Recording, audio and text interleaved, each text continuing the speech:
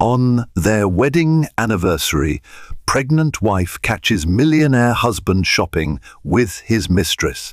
On a day meant to be filled with flowers, sweet memories, and tender love, Camila stepped into a luxury boutique, expecting to surprise her husband. Instead, her heart froze at the sight that greeted her millionaire husband, Ethan Knight, arm in arm with another woman. Shock and betrayal washed over her in wave after wave, each more gut-wrenching than the last. Already pregnant, Camila's emotions ran wild. Could this really be happening on their wedding anniversary? Of all days, she was supposed to be cherishing the moment their love story began, but instead she found herself hurt, humiliated, and seething with unresolved anger. Camila Knight woke up that morning feeling different. At 4 months pregnant, her body had begun to show noticeable signs of the child growing inside her. She placed a gentle hand on her belly, feeling the faintest of flutters, a stirring of new life that elicited both excitement and trepidation. Morning light spilled into the bedroom, illuminating golden dust motes as they danced in the air. She brushed her long, dark hair aside and sat up in bed, gingerly stretching her limbs.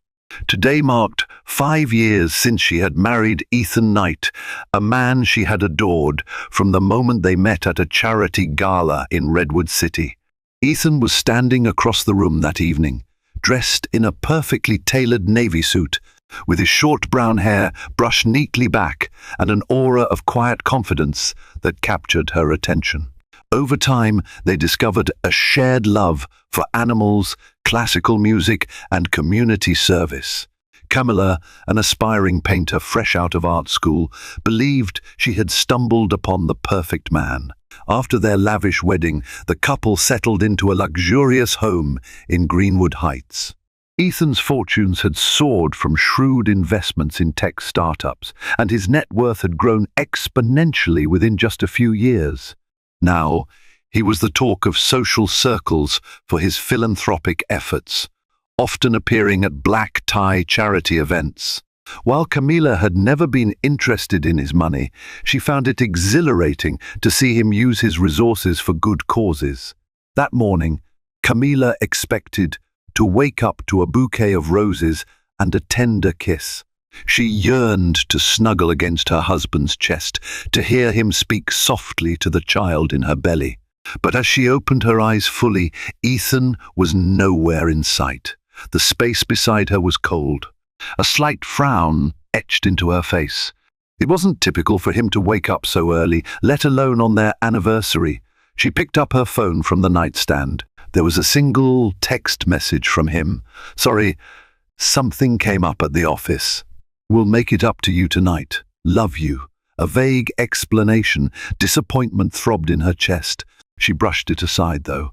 Over the past few months, Ethan's schedule had grown erratic. He sometimes worked late hours, left the house in the early mornings, or cancelled dinner plans last minute.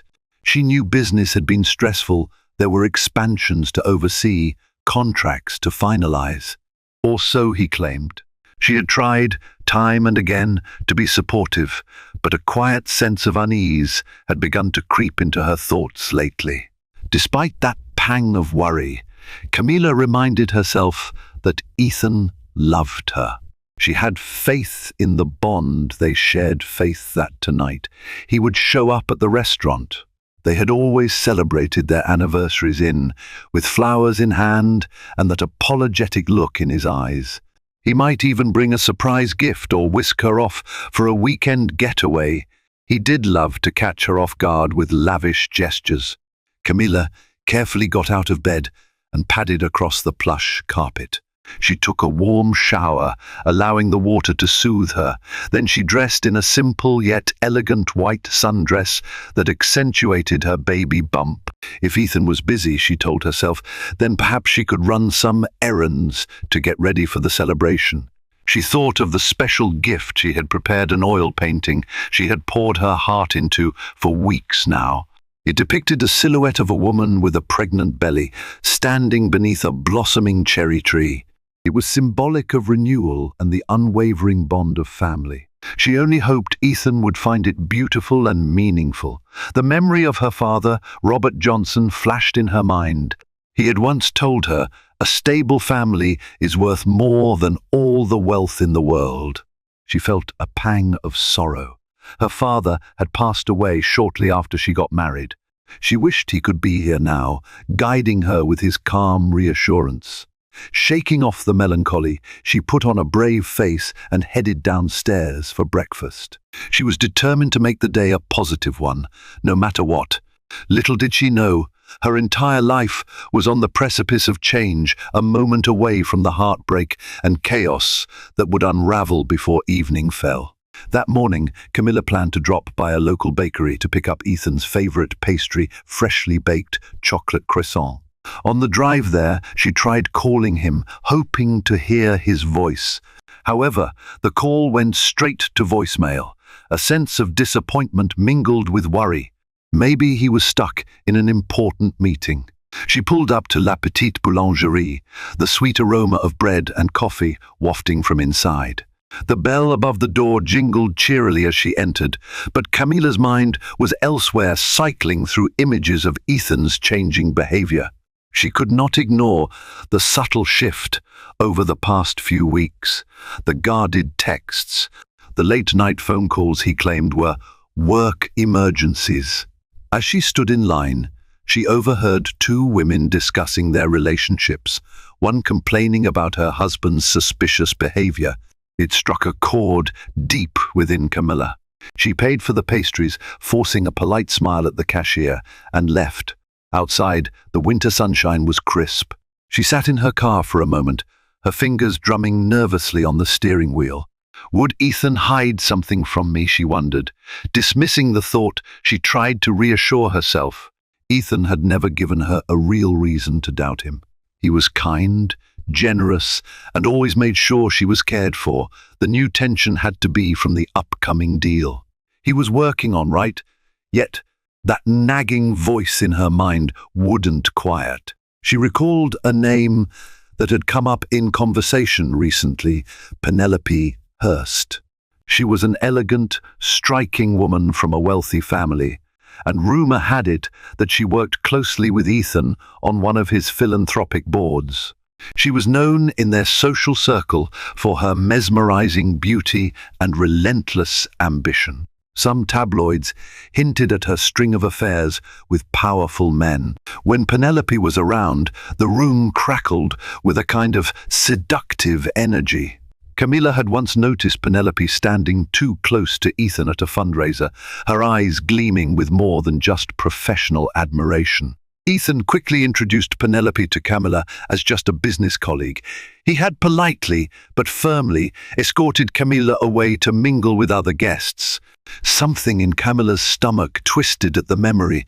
She had laughed it off that night, thinking Ethan was merely shielding her from the woman's formidable presence. But was there more to it than that? Shaking her head to dispel the thought, she told herself to stay positive. After all, it was their anniversary. She was probably overthinking. Perhaps it was just maternal hormones intensifying her emotions. Taking a deep breath, she started the engine and drove home. When she arrived, she found an unusual silence in the house, broken only by the faint hum of the heater. She put the bakery bag on the kitchen counter, poured herself a glass of water, and attempted to busy herself by tidying the living room and planning dinner. She wanted everything to be perfect. By noon, her unease grew stronger. Ethan still hadn't messaged her beyond that cryptic text. She texted him again, "Honey, are we still on for tonight? I'm worried about you. Please let me know you're okay." No response. At around 1 in the afternoon, Camilla's phone buzzed with an incoming call. The screen showed the name Jake Montgomery, Ethan's close friend and fellow entrepreneur. Jake was a brash, straightforward kind of man who always wore an easy grin. It was unusual for him to call her directly. "Jake, everything all right?" she asked, her heart thumping. He hesitated before speaking. "Camilla, hey, I'm not sure how to say this, but are you okay?" A chill ran down her spine. "I'm fine. Why do you ask?" Jake cleared his throat. I don't want to stir up trouble, but I just left an investors meeting, and I saw Ethan leaving with a woman I didn't recognize. They seemed quite close. In fact, the rumor around the meeting was that Ethan's been seen taking her out a lot lately. He was saying something about a personal shopping spree. Camilla's mouth went dry. He's with a woman right now? Yes, Jake confirmed, sounding uncomfortable. Look, I could be wrong about what I saw, but I know how these circles can be. I wanted to make sure you know. I'm not trying to blow up your marriage or anything, Camilla. I just don't want you blindsided. Her hand clutched the phone tightly. Thank you for letting me know. Her voice sounded foreign to her own ears, so calm, when inside she felt a storm raging. Jake sighed. If you need anything, just say the word. You know I've got your back. I appreciate it, she whispered, and ended the call. For a moment, Camilla stood in place, pressing a shaky hand against her abdomen. The baby shifted, as though sensing her distress. She inhaled deeply, her mind swirling with confusion. Ethan is out with another woman? The same day. We're celebrating our anniversary. Could it really be true? She found herself picking up her phone once more, scrolling through her recent calls. She tried to ignore the fear churning in her stomach, focusing instead on the possibility that Jake was mistaken. But something in her gut told her she needed to see for herself. She still had the location of Ethan's office pinned in her GPS, along with the upscale district where many of their wealthy friends frequently shopped. Luxury boutiques, jewelry stores, and designer showrooms lined the streets of Redwood City's famed shopping quarter. Camilla had always trusted Ethan, but the seeds of doubt had been planted. She needed the truth, no matter how painful. It took her half an hour to reach Redwood City's lavish shopping district. The tall glass buildings shimmered in the winter sunlight, proudly sporting the names of high-end brands like Cartier, Gucci, and Louis Vuitton. People dressed in expensive coats and boots walked briskly, arms laden with glossy bags. Camilla parked her car near a modern fountain and stepped onto the sidewalk. Her breath came faster, her heart thundered, and she felt suddenly lightheaded. She pressed a hand to her abdomen, grounding herself with a reminder that she had to remain calm for the baby's sake. I have to do this. She wandered from store to store, scanning each interior through the large glass windows, searching for that familiar figure. Her reflection stared back at her, haunted by a fear she could no longer deny. The crowd seemed to thicken as she moved deeper into the shopping complex. What if I find him, she thought. Am I ready for what that might mean? Finally, as she approached a posh boutique known for high-end maternity, where ironically enough she spotted him. A flash of Ethan's signature navy blue wool coat and neatly styled brown hair. He was standing near a display of diamond-encrusted watches. She almost sighed in relief, thinking perhaps he was buying her an extravagant anniversary gift. But then she saw the woman at his side. Standing tall, with cascading blonde waves, was Penelope Hurst, just as Camilla feared.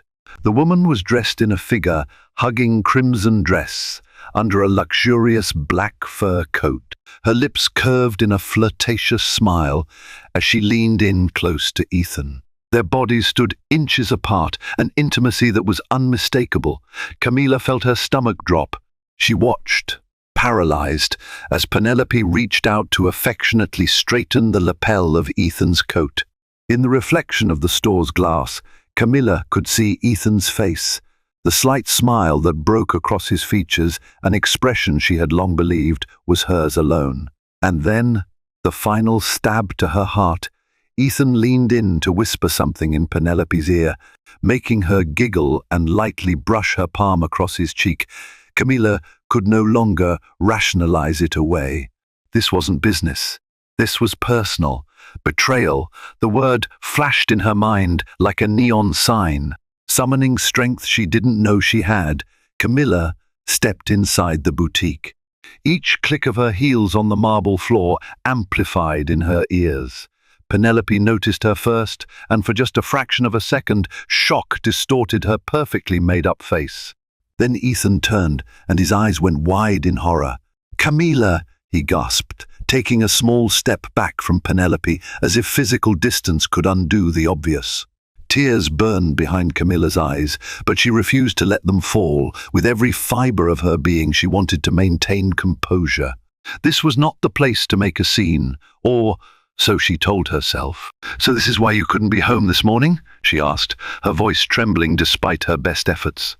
Penelope recovered her poise with impressive speed. She smoothed her hair, tossed a haughty glance Camilla's way, and said in a voice dripping with insincerity, "I'm sorry if we gave you the wrong impression, Camilla. We're just finalizing some board contributions for an upcoming charity." "Right, Ethan." Ethan's face paled. "Yes, we would just," "Don't," Camilla hissed, her calm facade cracking.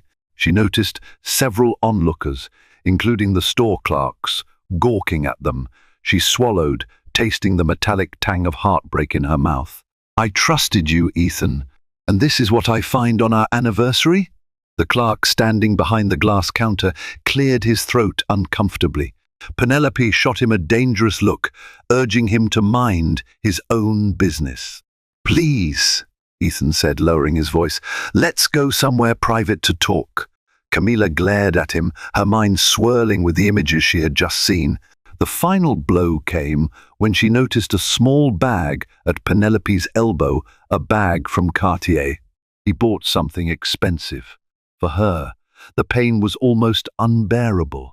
She turned and marched out of the boutique, tears welling in her eyes. Ethan rushed after her, leaving Penelope behind. As soon as he caught up with Camilla on the sidewalk, he grabbed her arm gently but firmly. "Let me explain," he pleaded. "I wasn't expecting you to come here. It's not what it looks like." She whirled around, eyes brimming with both fury and heartbreak. "It's exactly what it looks like, Ethan. Don't lie to me. Not today. Not any day." Behind them, Penelope had stepped out of the boutique as well, but she hung back, arms folded over her chest, seemingly content to let Ethan handle the fallout. Passers-by slowed their steps, tempted by the drama unfolding on the bustling street corner. Tension crackled in the air. Camilla noticed how Ethan's fingers trembled slightly against her sleeve. Then, with an almost pathetic gesture, he moved his hand, searching for hers, an attempt to mend the fracture. She pulled away, pressed a palm to her belly, and spat, "Don't touch me. Our child doesn't need this. I don't need this." "Camilla, please," Ethan began, his voice quavering. She cut him off. "I'm going home. If you have any shred of decency left, you'll come home and explain every single bit of this. And you'd better have the truth for once." Before he could respond, Camilla turned on her heel and fled, forcing herself not to break into a run. Inside, she was falling apart, her entire future crumbling. She could practically feel Ethan watching her, a mix of shock and guilt plastered across his face. Her only consolation was that, in that moment, she still had enough strength left to keep her tears at bay. At least until she was safe in her car, where no one could witness her heart shattering. By the time Camilla returned home, her hands were shaking so violently she could barely fit the key in the door. She wrenched it open, stumbled inside, and sagged against the wall, breathing heavily. Her phone chimed, and she saw a text from Ethan. "I'm sorry. I'm on my way. Please, Camilla, let's talk." She dropped her phone onto the nearest table, her emotions churning like a tempest. She was furious, she was devastated, and worst of all, she felt stupid for not having recognized the signs sooner. A wave of nausea passed through her, and she hurried to the bathroom, pressing her forehead against the cool sink edge. Minutes later, her phone chimed again. Another text from Ethan, followed by several missed calls. She ignored them all, too lost in the swirl of her own anger and confusion. Had she done something wrong? Had she neglected him? She thought back to times when he had tried to be affectionate, only for her to be exhausted from pregnancy symptoms. But no, she admonished herself. This was on him, not her. Desperate for answers, she searched her memory for every suspicious detail she had overlooked. Ethan had been more protective of his phone lately, often stepping away to take calls in hushed tones. There were the unexplained charges on his credit card bills, expensive dinners at upscale restaurants where they had never dined together. And then there was the shift in his behavior, the distance, the late nights, the lies. This must have been going on for a while. A strangled sob escaped her lips. All those times she had believed Ethan's explanations about work. He was probably out with Penelope. She conjured images of Penelope Hurst, a socialite known for her ability to seduce. How many wives had she left broken in her wake? The tabloids had whispered rumors for years. And now it seemed Camila was her latest victim. The front door opened, and Ethan rushed in. His eyes found Camila immediately. She stood in the foyer, arms wrapped around her middle, as if protecting her unborn child from the heartbreak. Their gazes locked, and for a moment the tension was suffocating. Camila, Ethan began softly. She seethed. How long? His brow furrowed. It's complicated. How long?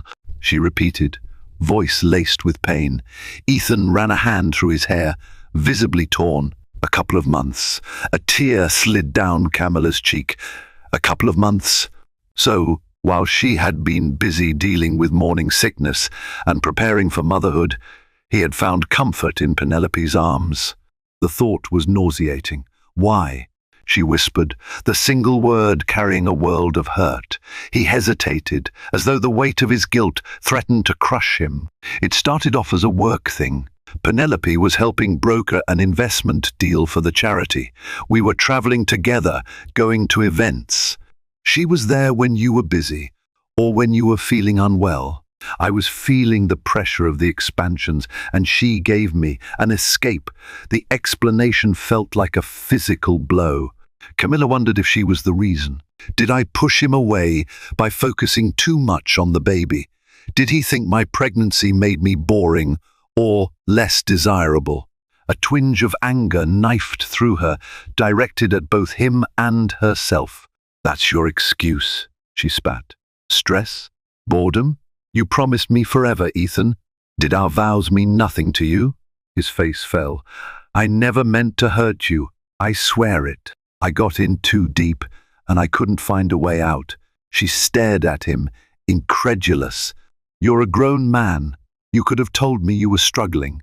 You could have asked for help, for time, or even a break. But you chose her. Her voice cracked on the last word. Ethan stepped closer, arms extended as if to console her, but she backed away. Camilla, I'm sorry, I ended it with her weeks ago. I only met her today because she asked for a final favor. She wanted me to help her pick a gift for a foreign investor. I was trying to keep things civil so it wouldn't destroy our business relationships. Don't lie to me, Camilla cried, tears streaming freely now. I saw you whispering to her, leaning in like you were. She couldn't continue. The memory was too raw. It's over, Ethan insisted, voice trembling. I want to make this right. Camilla felt her heart pound. Could she ever trust him again? The ring on her finger felt suddenly heavier than a boulder. She thought about her unborn child, about the life they had planned, a perfect future in a sprawling estate with family vacations and unconditional love. In that moment, she didn't know which hurt more, the betrayal itself or the dreams that now felt shattered. She could hardly bear to look at Ethan, a man she had once adored so wholly that the very sight of him now made her physically ill. Get out, she whispered. Ethan's eyes widened. Camilla, wait, please, let's talk this through. She shook her head, tears dripping off her chin. I need time. Go, please. He swallowed hard, his face etched with sorrow. Then, with a final pleading glance, Ethan walked out the door. The moment he was gone, Camilla sank to the floor, sobbing. She remembered her father's words about the sanctity of family. She remembered how Ethan had once been the embodiment of everything she ever wanted. He betrayed me, the words echoed in her mind, fueling her heartbreak. Still trembling, she cradled her belly, whispering to her baby, "I'm so sorry. You deserve better than this." The night was a blur of tears, confusion, and anger. Camilla didn't sleep. Instead, she paced the floor of the living room, replaying every conversation she'd had with Ethan over the last few months. She texted her mother, Maria Johnson, who lived in another state, telling her that she needed someone to talk to. Maria, sensing her daughter's distress, arranged to fly in the next morning. Camilla was half asleep on the couch when she heard the doorbell ring just after 9 in the morning. She rushed to the door, opening it to find her mother's concerned gaze. Instantly, the fortress of composure she'd tried to maintain crumbled, and she burst into tears. Maria stepped inside, wrapping her arms around her daughter's trembling form. An hour later, they sat in the sunlit kitchen, mugs of hot tea cooling on the table. Camilla recounted the entire story, her throat tight. Maria listened intently, occasionally pressing a tissue into Camilla's hand or rubbing her back reassuringly. "Oh, my sweet girl," Maria finally said, her eyes glistening with empathy. "I know you love him, but you have to take care of yourself and this baby first. If he's truly remorseful and willing to fix things, you need to see it in his actions, not just words." Camilla nodded, sniffling. "He says it's over, but how can I believe him after seeing them together like that?" The memory was seared into her mind. Maria pursed her lips thoughtfully. "Men sometimes do stupid things when they feel pressured. That doesn't make it right, far from it. But you need to figure out whether you can ever trust him again. And trust is something you build over time. It's not immediate." A heavy silence hung between them, broken only by the distant hum of the refrigerator. Finally, Maria reached across the table and took Camilla's hand in hers. "I'll support you no matter what you decide, Mihajja. I can stay here for as long as you need me." Camilla exhaled slowly, tears welling again. "Thank you, Mom." Later that day, Maria helped Camilla pack a small suitcase. Camilla needed a break from the house that felt tainted by betrayal. The two women decided to stay at a nearby hotel, a cozy boutique inn. If Ethan wanted to see her, he would have to demonstrate genuine remorse and change, not just empty apologies. Before leaving the house, Camilla sent Ethan a text, letting him know she would be gone for a few days and that they needed space. She wanted him to understand the gravity of what he had done, that a flimsy sorry would never heal her shattered heart. The next 3 days were a blur of emotional anguish. Camilla struggled to eat, her appetite lost to the swirling chaos in her mind. Maria insisted she drink plenty of water and reminded her that the baby needed nutrients, coaxing her to sip on soups and nibble on crackers. Each night, sleep eluded her, and she found herself waking up with puffy eyes and a throbbing headache. Ethan called incessantly, leaving voicemails that ranged from desperate apologies to promises of cutting all ties with Penelope. Camilla ignored most of them, though she would sometimes listen late at night, tears slipping down her cheeks as she heard the depth of his regret. But regret was not always enough to fix what was broken. On the 4th morning, Camilla's phone buzzed with an unknown number. At first, she hesitated, but her curiosity got the better of her. She answered to find the last person she expected on the other line, Penelope Hurst. "Camilla," the woman said, her tone oddly subdued. "I realize this may come as a shock, but I needed to speak with you." Camilla's stomach churned. "How did you get this number?" "I have my ways," Penelope replied in a clipped tone. "I think we should meet. There are things you deserve to know about Ethan, about me, about everything." For a moment, Camilla considered hanging up, but something in Penelope's voice gave her pause.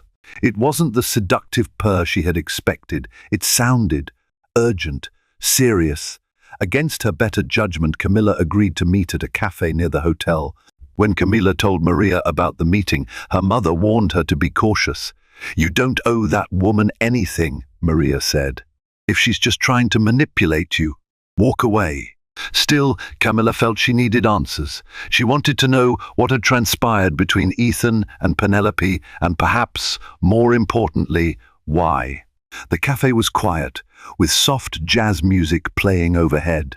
Camilla arrived first, taking a seat in the corner where she could observe the entrance. Her heart was pounding, adrenaline surging. She was meeting the woman who had intruded upon her marriage, the one who had captured Ethan's attention at his weakest and maybe even stolen his heart. Just before noon, Penelope swept into the cafe.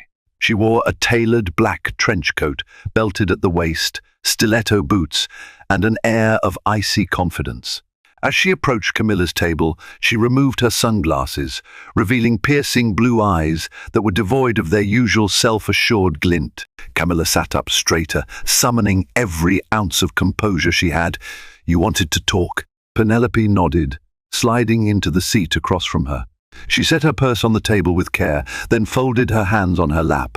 "I want to apologize for what happened," she began, her voice steady.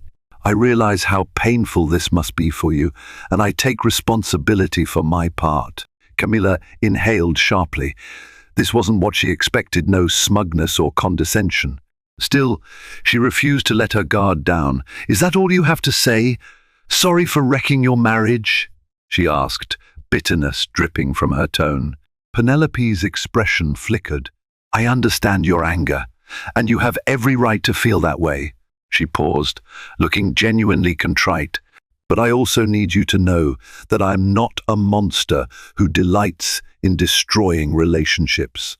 Camilla's eyebrows shot up skeptically, but she let Penelope continue. "Ethan made the first move," Penelope said.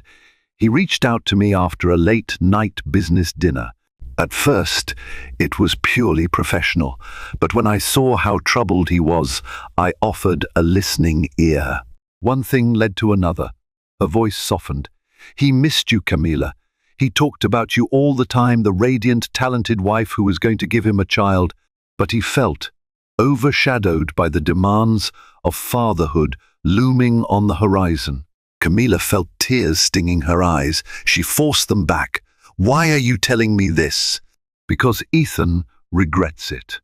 "Deeply," Penelope replied, her gaze unwavering. "He's torn up about what he did.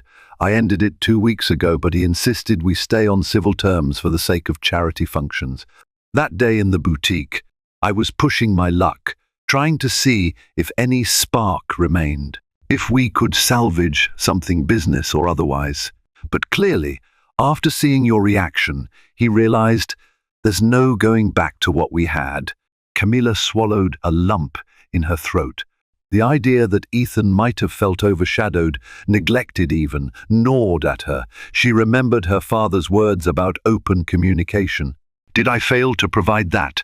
A swirl of guilt mixed with anger. "So, you're telling me he was lonely, so you swooped in?" Penelope shrugged faintly. "It's not that simple, but I won't dodge the blame. Yes, I was lonely too. Ethan is charming, generous, and we got swept up in the moment. I'm sorry." Camilla stared at the woman, noticing the weariness in her eyes. "Why are you telling me this now, though? What do you get out of this?" Penelope sighed, glancing at her manicured nails before meeting Camilla's gaze. "I've done a lot of awful things in my life, if I'm being honest. But I don't want to be the reason a child grows up without a family. I needed you to know that Ethan isn't just making excuses. He genuinely wants to fix this. Whether you take him back is your decision, of course, but from one woman to another, I'm urging you not to condemn your marriage based solely on a mistake, even a catastrophic one." A tear slipped down Camilla's cheek, and she quickly wiped it away.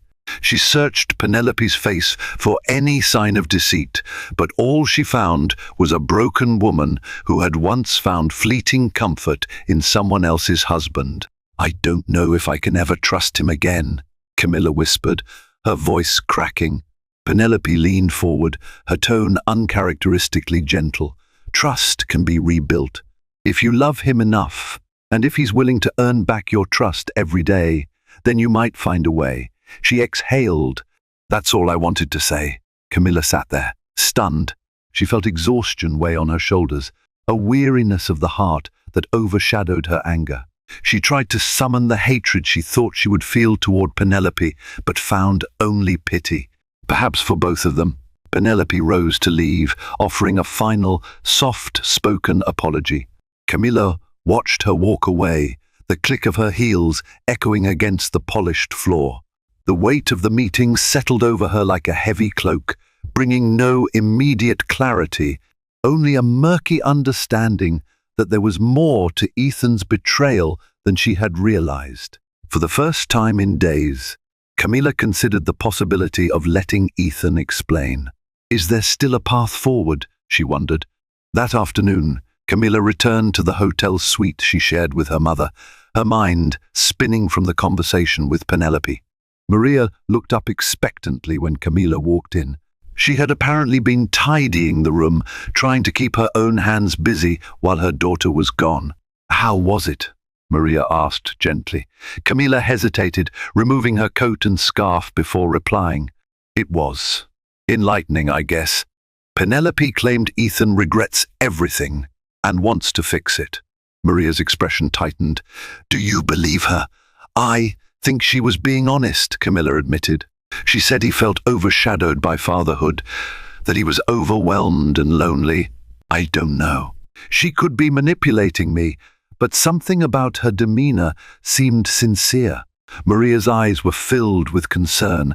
And how do you feel? Camilla pressed a hand to her belly, where the baby had just given a gentle kick. Confused, betrayed. But also, part of me wants to see if our marriage can be saved. At that, Maria took her hand, giving it a reassuring squeeze. Then you should talk to Ethan, figure out what you both want. And remember, sweetheart, trust is fragile. If you decide to work things out, he has a lot of rebuilding to do. Yeah, Camilla murmured, letting out a tremulous sigh. That evening, after much deliberation, she finally texted Ethan, telling him she was ready to meet and discuss what came next. His response was immediate, brimming with relief and a willingness to meet anywhere, anytime. They agreed on a neutral location, her mother's friend's house in Redwood City, a quiet home that Maria was house-sitting while her friend traveled. Camilla felt it was safer to meet outside their own home, where the memories and sense of betrayal were too raw. Ethan arrived the next day, looking drawn and weary. He wore a simple coat, his hair disheveled as if he hadn't slept. They sat in the living room, the silence thick with tension. Maria gave them space, retreating to the kitchen. I'm sorry, Ethan began, his voice trembling. I've said it 100 times in voicemails, but I need to say it to your face. I was wrong, Camilla. I messed up the best thing that ever happened to me. Camilla's throat tightened, tears threatening. Why didn't you come to me when you felt overwhelmed? Why her? He swallowed hard, running a hand through his hair. Because I was a coward. I saw how excited you were about the baby, and I didn't want to burden you with my insecurities. And Penelope was there, traveling with me for work always, available. Before I knew it, I had crossed a line. The honesty stung almost as much as the betrayal. You had a choice, Ethan. I was always here. I would have listened, Camilla whispered. Ethan's gaze dropped to the floor. I know, and I hate myself for not talking to you. If I could take it all back, I would, but I can't. All I can do is ask you, beg you to consider giving me a chance to prove I'm still the man you fell in love with.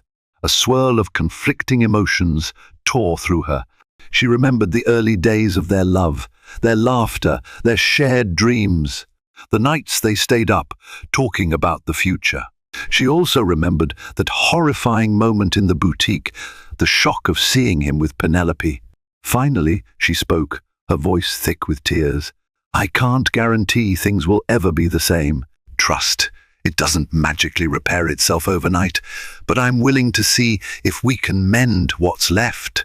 For the sake of our child and for us. But this is your last chance." Relief washed over Ethan's features, followed by a solemn nod. "I understand. I'll do anything. Therapy, counseling, moving to a new house, whatever you need."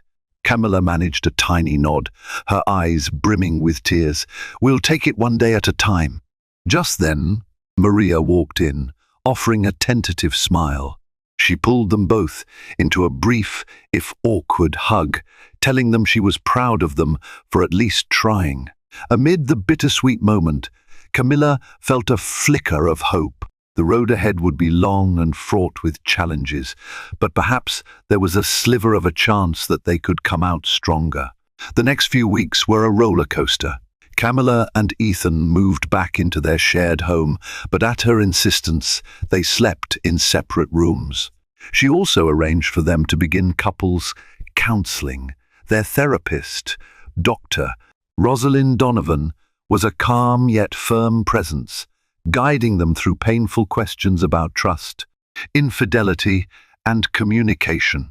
There were days when Camilla felt she couldn't face Ethan without reliving his betrayal. She would find herself snapping at him for tiny things, like forgetting to replace the toilet paper roll or dissolving into tears at the simplest reminders of happier times. Ethan, for his part, walked on eggshells, anxious to prove he was still worthy of her love. He spent hours reorganizing his schedule to ensure he was home more often, relinquished some business trips, and opened up his phone to her without hesitation. Yet, it wasn't enough to simply be transparent. The emotional chasm between them couldn't be bridged by gestures alone. Some sessions with Dr. Donovan ended in heated arguments and tears, while others ended in cautious optimism. In one session, Dr. Donovan asked them to share a memory of when they felt most connected. Camilla recalled an early morning years ago, just after their honeymoon, when they decided on a whim to drive to the beach. They chased each other in the surf, laughing, free from any responsibilities. Ethan remembered the first time Camilla showed him her artwork, her paintings brimming with color and life, and how amazed he felt to have earned the love of such a talented soul.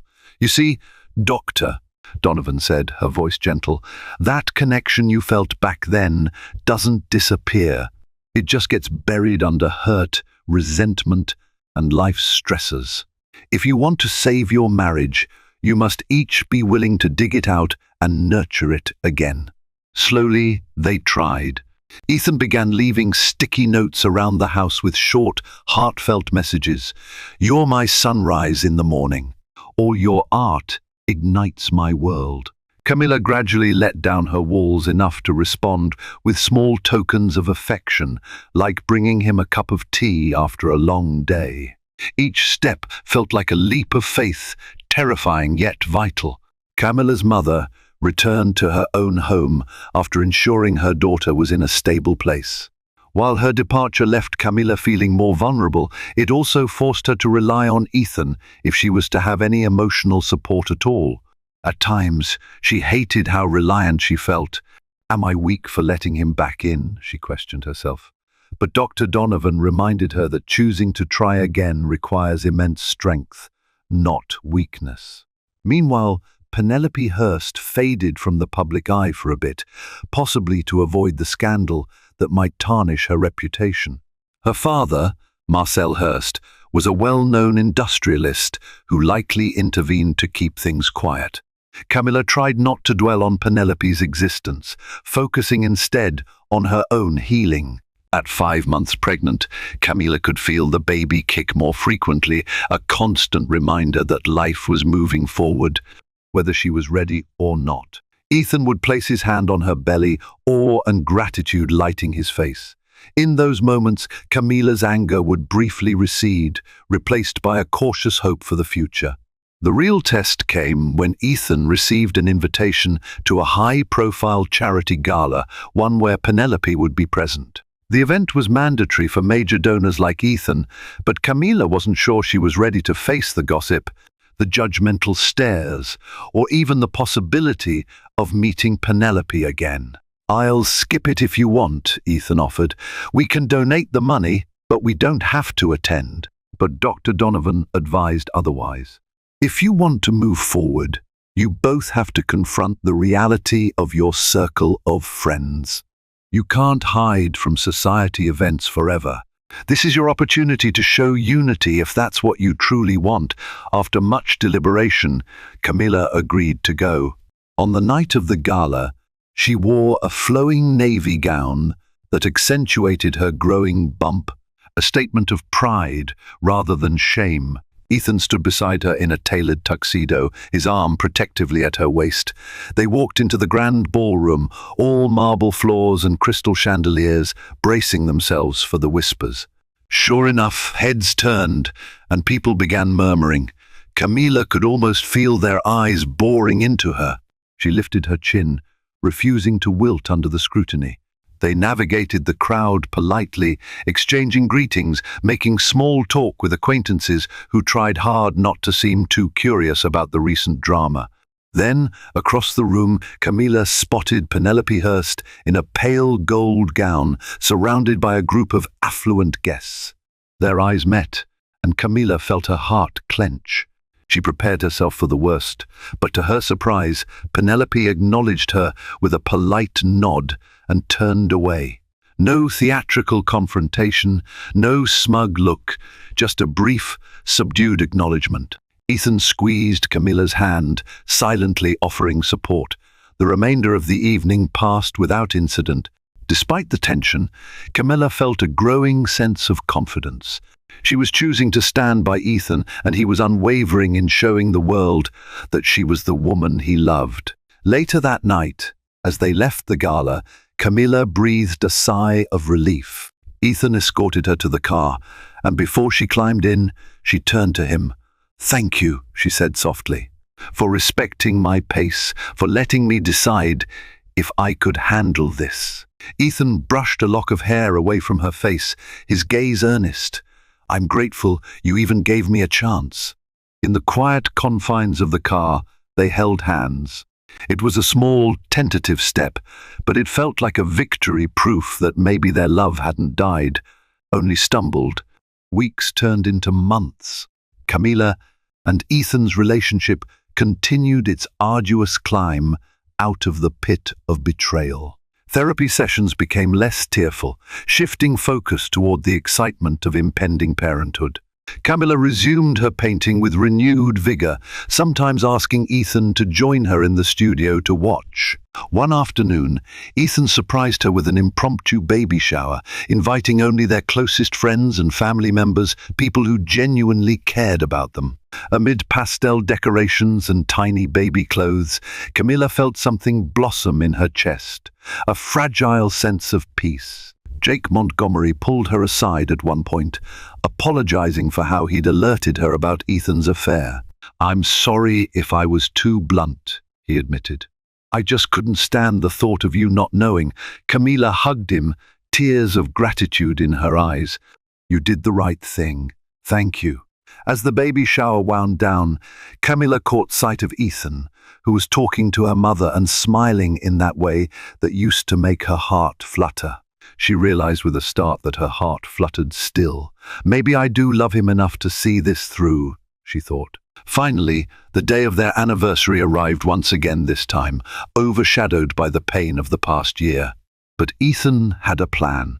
He took Camilla to the Redwood City beach, where they once frolicked in the waves. The sun was setting, painting the horizon with streaks of pink and orange.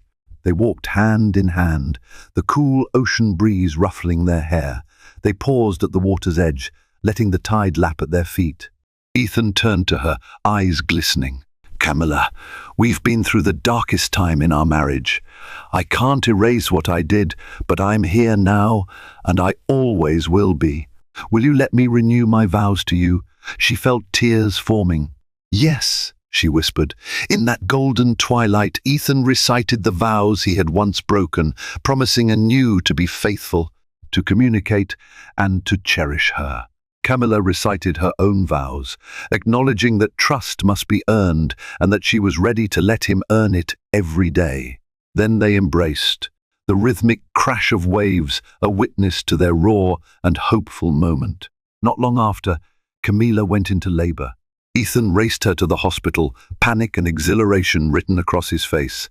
The hours were intense, filled with the screams and tears of childbirth, but Ethan never left her side.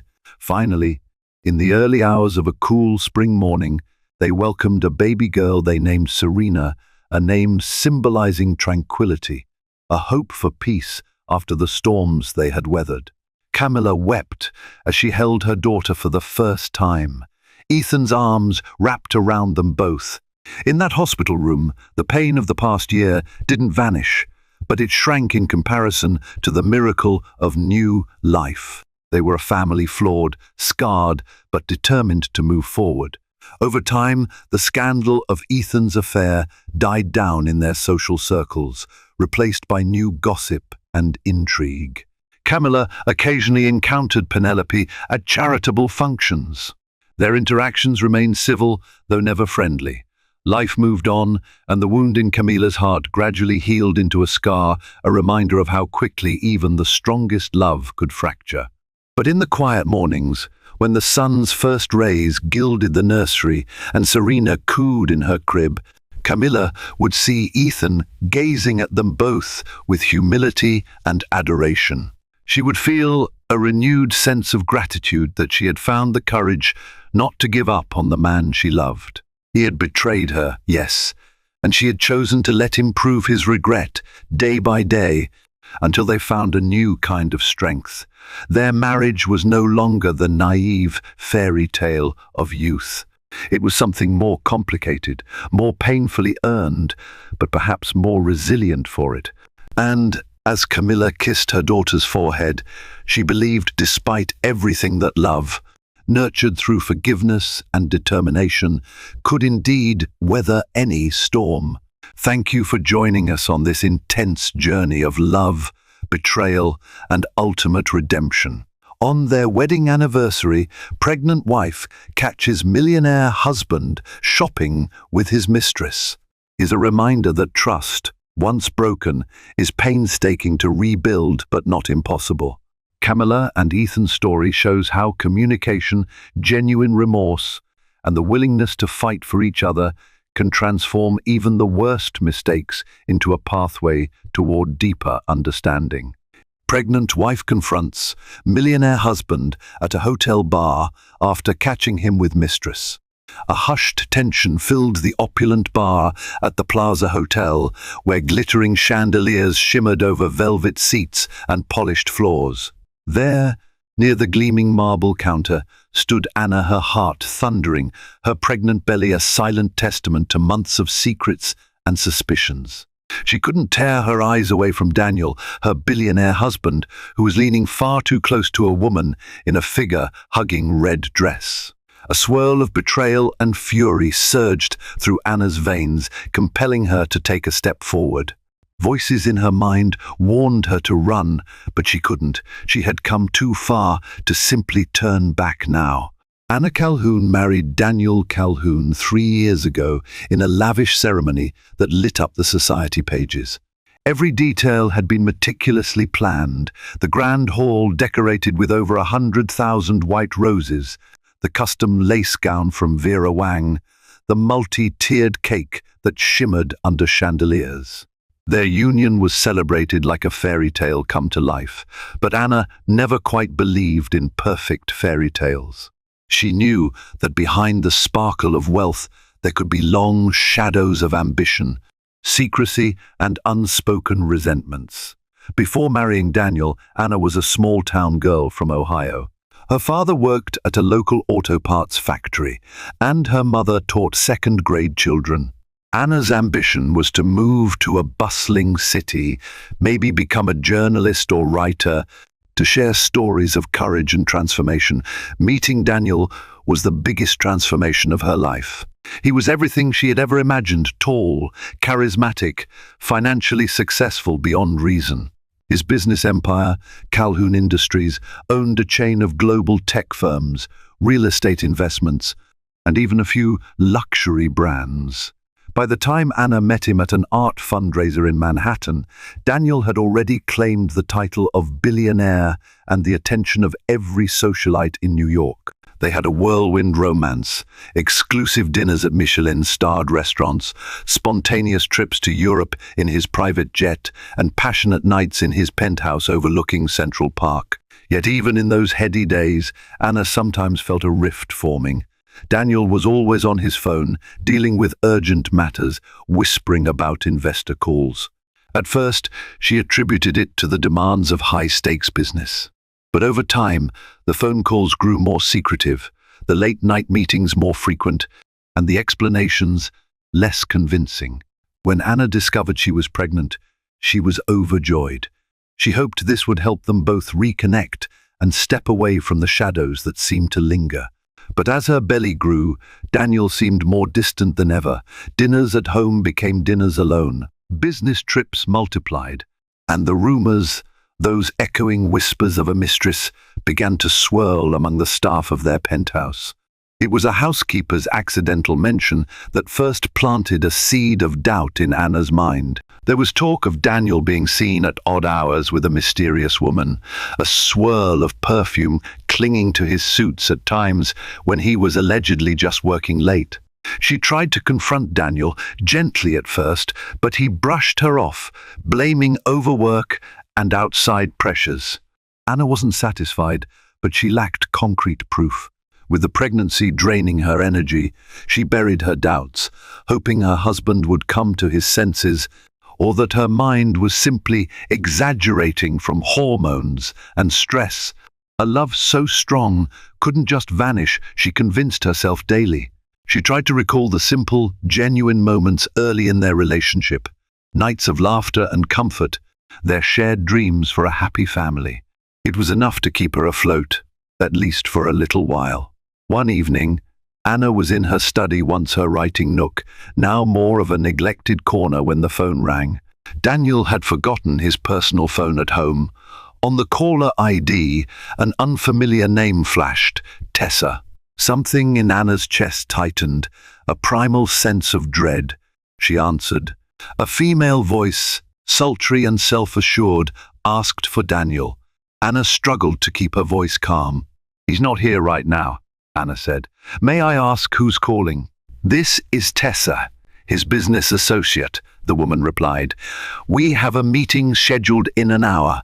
Just let him know I'll be waiting at the Golden Vine restaurant. He'll know what it's about." When Anna confronted Daniel about Tessa later, the expression on his face was fleeting, caught between guilt and feigned indifference. He insisted Tessa was just a new consultant he'd hired to help with a deal overseas. In typical Daniel fashion, he pivoted the conversation, making Anna feel childish for suspecting anything. But the weight in her chest refused to fade. As the weeks passed, more odd incidents surfaced. Jewelry receipts in Daniel's briefcase that didn't match anything Anna had ever seen. Cryptic texts on his phone that he shielded from view. He started wearing cologne she'd never smelled before. Where once he would come home from an overseas trip, eager to hold her, now he walked in, phone pressed to his ear, barely acknowledging her presence. The baby in her belly kicked more vigorously each time a new wave of doubt battered her heart, as if the little life inside her sensed the tension. Late one night, Anna found herself pacing the bedroom. She touched the framed photo from their wedding, her reflection glimmering in the glass. She remembered how safe she felt in Daniel's arms, how he promised to protect her from life's harsh winds. Yet here she was, uncertain, anxious, desperate for answers. She was pregnant and exhausted, but a fierce resolve flickered within her. She would find the truth, no matter the cost. The decisive clue came from someone Anna least expected to help, Daniel's younger sister, Alicia. While Alicia wasn't particularly close with Anna, they had had their share of frosty interactions at family gatherings. She had a streak of empathy for the unborn baby. Alicia worried about Anna's health under so much stress. With eyebrows furrowed, Alicia confessed that she overheard Daniel talking about meeting Tessa at the Plaza Hotel bar in New York City. He was apparently quite insistent on secrecy. Alicia suspected it wasn't the first time they'd met there. Anna's heart hammered. The Plaza Hotel was famous for its exclusivity. The bar, adorned with classic decor and a refined ambience, was a hotspot for discreet high society meetups. If Daniel was meeting Tessa there, it wasn't for a simple business chat. Anna realized she had to see it with her own eyes. She wouldn't rest until she had the unfiltered truth. She waited for the right moment. Daniel mentioned a business meeting scheduled for Friday evening. His manner was evasive, and he declined to give more details. That was enough for Anna. She planned meticulously, rehearsing scenarios. One moment she felt confident, steeled by righteous anger. The next, she was consumed by heartbreak, wishing she could bury her head in the sand. But in the end, the baby's well-being fueled her determination. She needed to know if this marriage, this life she was building, was a lie. Friday evening arrived, carrying a cold wind that rustled through the streets of Manhattan. Anna stepped out of a taxi a block away from the plaza. She wore a simple black maternity dress that clung to her swollen belly. She felt every bit the wronged heroine in a tragic play, but she forced herself to keep going. The doorman recognized her from past events. She offered a tight-lipped smile and prayed he wouldn't make a fuss. Luckily, he didn't. She glided into the lobby, heart pounding like thunder. Light from the grand chandeliers sparkled across the marble floors, reminiscent of a star-filled sky. She could barely hear the piano music in the background over the roar in her ears. Every footstep echoed like a final countdown to the confrontation. She found her way to the bar, a dimly lit space with plush seating and a sophisticated hush. She paused near a large palm plant, scanning the room. Then she saw them, Daniel and Tessa, at a small corner table, heads bent close, a bottle of expensive champagne half consumed. Tessa's laughter cut through the hush like a blade, confident and almost mocking. Her hand rested on Daniel's wrist. The spark in his eyes, so foreign to Anna these days, made Anna's stomach churn. Anna nearly turned around, wanting to escape the agony, but something in her refused to run. The baby stirred, giving her courage. She stepped forward, each step measured. She reached their table, her shadow falling over the pair, who looked up in surprise. Daniel's expression twisted into panic, while Tessa's red lips curled into a subtle, knowing smile. The moment felt suspended in time. Anna realized every fear, every suspicion had been warranted. She inhaled deeply and spoke, her voice trembling but resolute. "Daniel, I see your business meeting is going well." Daniel stood so abruptly that his chair screeched across the marble floor. Eyes from other guests darted toward the commotion. Tessa, with an unsettling composure, calmly sipped from her glass. Anna could see the condescension in her gaze, as though Tessa relished the scene. "Anna," Daniel began, hands raised in a gesture of surrender. Why are you here?" Anna tightened her grip on her purse strap. Her voice was cold and steady. "I think the better question is why you're here." She looked pointedly at Tessa, then at the half-empty champagne bottle. The golden bubbles sparkled like shattered trust, and with her, no less, the hush in the bar intensified. Daniel's face flushed. Tessa slowly stood, adjusting the folds of her glamorous red dress. She wore an emerald necklace that glimmered in the low light, a necklace that Anna recognized from a suspicious jewelry receipt she'd once found. "I don't think we need a scene," Tessa said lightly, looking around as if annoyed by the attention. Her confidence stoked Anna's anger. Tessa turned to Daniel with a smirk. "Maybe we should go somewhere else." "You're not going anywhere," Anna interjected, leveling her gaze at both of them. The baby shifted in her belly, an echo of the turmoil raging inside her. "Daniel, explain." "Right here," Right now. Daniel glanced around at the onlookers. He lowered his voice, attempting to steer them toward a more private corner. But Anna refused to move. She wanted the truth, wanted it in public, if that's what it took to finally shatter the lies. When Daniel didn't speak, Tessa decided to fill the silence. "Anna, darling," she purred, "I'm sure this is all very confusing for you in your condition. But Daniel and I have business that involves negotiations, consultations, that sort of thing. He just wanted a quieter place to talk. That's all." Anna bristled at Tessa's condescending tone. "It's quite a negotiation," she spat. "Necklaces, champagne, an intimate corner booth. Really, I'd love to hear the details of this lucrative contract." She turned again to Daniel. "Is this where all your late nights and secretive phone calls have gone? Is she your strategy to expand your empire?" Daniel pressed his lips into a grim line, cheeks burning with shame. He mumbled that they should leave the bar to discuss things privately, but Anna's fury was unstoppable. "Go on," she demanded, tears threatening to escape. "I want to hear you say it. Tell me that what I'm seeing is just business." Daniel opened his mouth, but no words came out. The tension drew audible gasps from nearby patrons. Anna's heart pounded with the velocity of betrayal. She realized in that moment how deeply she had hoped to be wrong. Even confronted with evidence, she'd clung to the desperate belief that there might be a misunderstanding. But Daniel's silence roared the truth. Her husband, the one person she trusted above all else, had shattered her world. Slowly, she felt the heat of her fury give way to an icy numbness. She placed a protective hand over her belly. It was a subtle gesture, but it spoke volumes. She might be broken, but she wasn't alone. Life thrived within her, and she would protect it at any cost.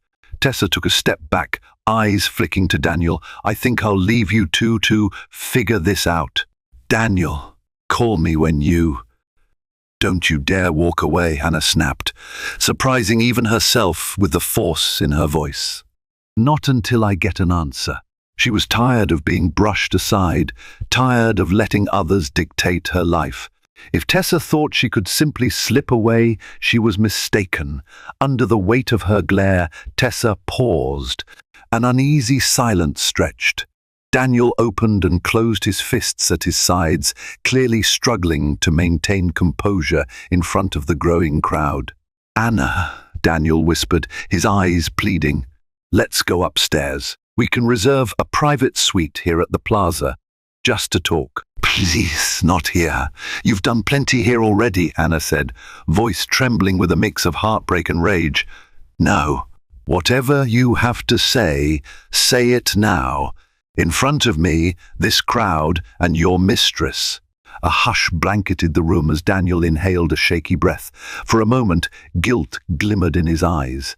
Then, as if a dam had burst, words began tumbling out.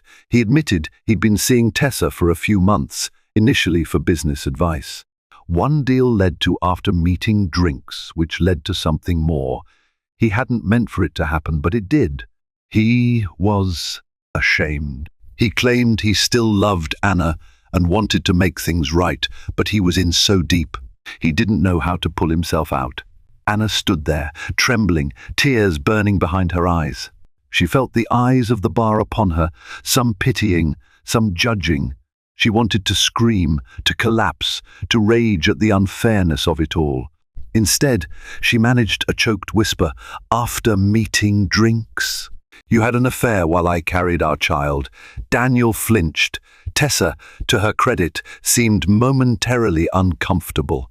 Or perhaps that was just Anna, imagining a flicker of shame. Tessa's mask of confidence never slipped far. "I didn't expect things to go this far," Tessa offered, as though that was any consolation. Anna couldn't bear to stand there any longer. She turned on her heels, ignoring Daniel's pleas to wait. She hurried out of the bar, the clack of her heels echoing loudly in her ears. The baby shifted again, and Anna fought back the tears until she was safely out of sight. Only once she reached the lobby restroom did she let the sobs break free. Anna locked herself in a spacious stall and let her tears flow freely. She pressed her head against the cool tile wall, feeling a world of anguish crashing over her. The memory of Tessa's smirk, Daniel's faltering excuses, and the pitying glances of strangers all merged into a suffocating cloud. She looked down at her swollen belly. The baby was due in a few months. "We're going to be okay," she whispered, voice trembling. She had to protect her child, but how? Her entire life, her marriage, her trust, her sense of security was unraveling. She realized this was more than just an affair. It was a betrayal of vows, of a foundation they had promised to build together. Anger flared up once again, mingling with desperation. She wiped her tears and pulled her phone from her purse, ignoring the chaos of missed calls and frantic messages from Daniel. She dialed Alicia's number. "I caught him," Anna managed, voice unsteady. Alicia's gasp on the other end was all the confirmation she needed. Alicia offered to come pick her up, but Anna declined. She wanted no more humiliation for the night. No more public scenes. With a shaky determination, she left the restroom and headed for the elevator banks.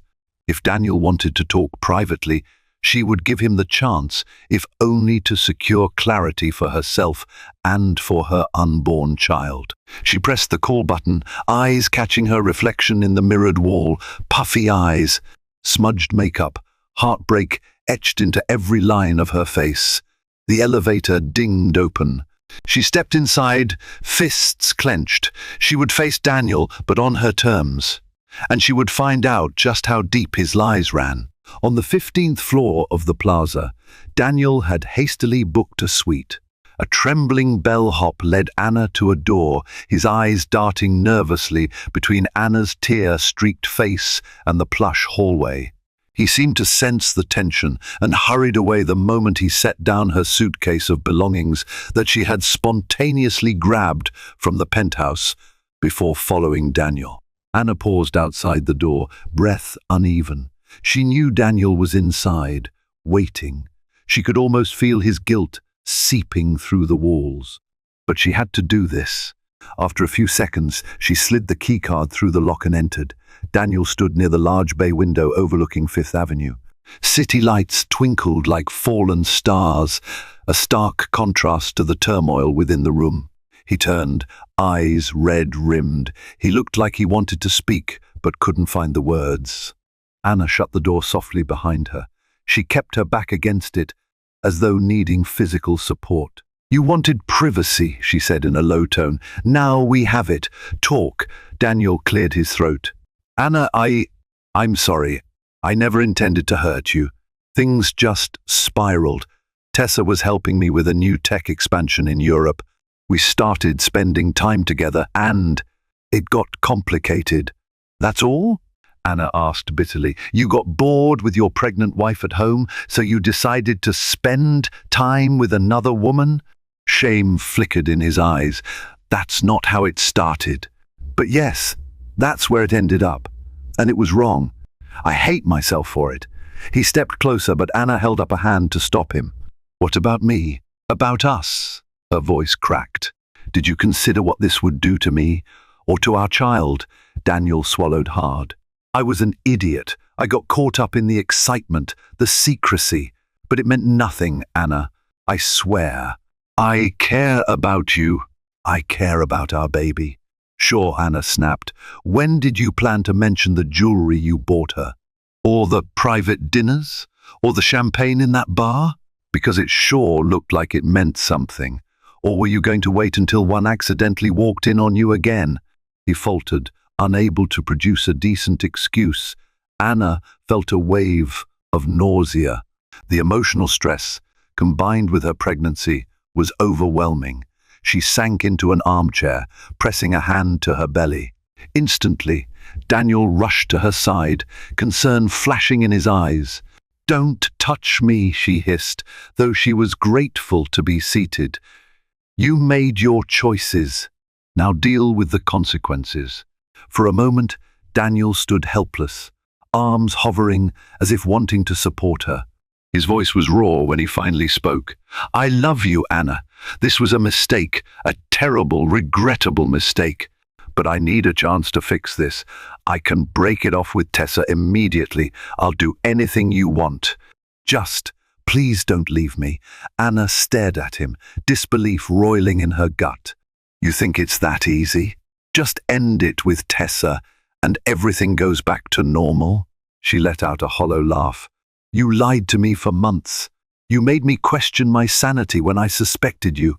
You forced me to catch you red-handed for you to even admit the truth. You think I can just forget that?"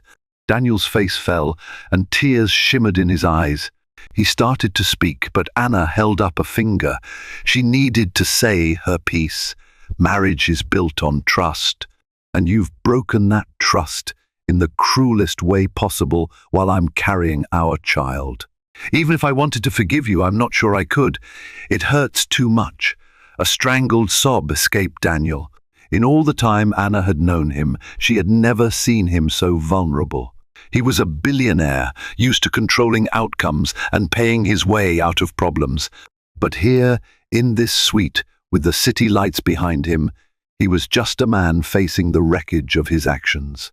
Anna felt the faint stirring of pity, but overshadowing that was rage, heartbreak, and a fierce maternal instinct to shield her unborn baby from further pain.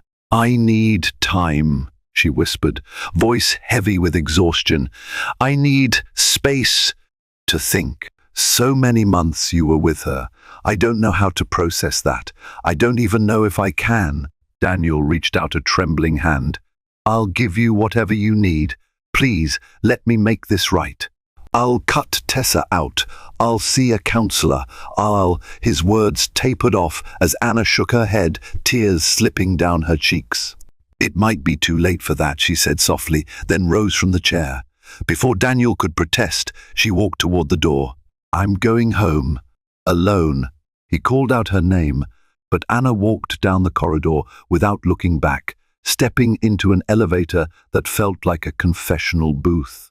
As the door slid shut, she wasn't sure if she was leaving just the suite or the life she and Daniel had built, because it was painfully clear that nothing would ever be the same again. Anna spent the night at their penthouse guest room, locking the door to keep Daniel out. She wanted distance, but ironically, her mind was racing through every detail of the confrontation, refusing to let her rest. Her phone buzzed relentlessly with messages from Daniel. Apologies, promises, pleas. She stared at them through bleary eyes, unsure if the man she once adored existed anymore. The next morning, Alicia arrived unannounced, letting herself in with the spare key. Anna was still in her nightgown, dark circles under her eyes. Alicia immediately enveloped her in a hug. It was the first act of genuine kindness Anna had felt in what seemed like ages, and it nearly broke her resolve. She wept into Alicia's shoulder, words tumbling out about how the affair had started, how Tessa was intimately involved in Daniel's new business projects, and how everything felt irreparably shattered.